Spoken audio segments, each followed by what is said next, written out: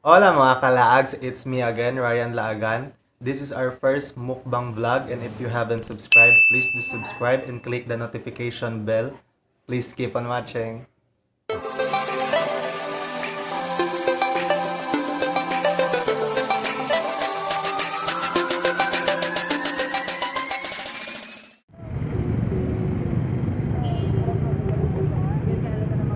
Kung may balak kang pumunta sa Zamboanga City, ay hindi kompleto ang pagpunta mo dito pag hindi ka pa nakakatikim ng pastil. Isa ang pastil sa mga kilalang pagkain dito sa Zamboanga, maliban sa Curacha at Satti. So guys, andito na po kami sa Jollycot. Tinawag po namin Jollycot kasi nasa likod po siya ng Jollibee. Medyo masama pang panahon ngayon dito. Sana di po umulan kasi wala po kaming dalang payo.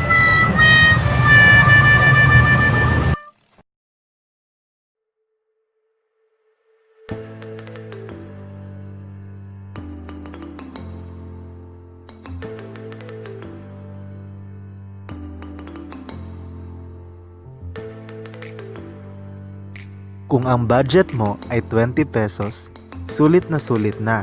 Pwede ka nang makabili ng pastil. Depende sa kung anong gusto mong bilhin.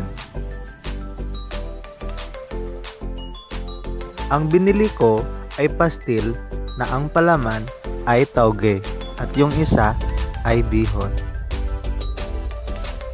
Makakabili ka din dito ng isaw sa halagang 5 piso para sa 3 piraso ng isaw.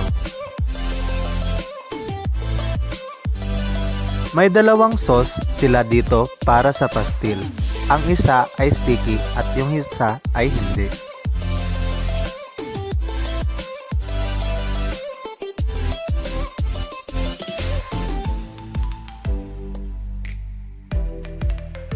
Gigutom ka dong, ana jud, panginabuhi jug taman.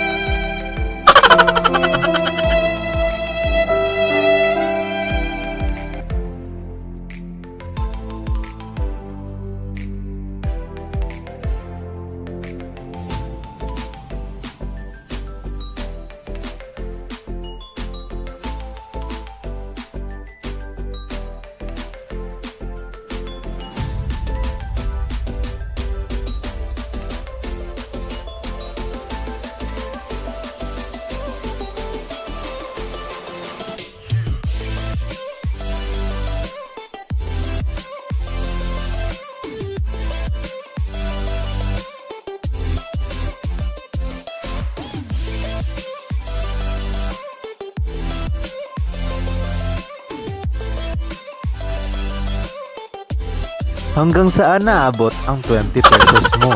Sulit na, di ba? At mas masarap kung medyo maanghang.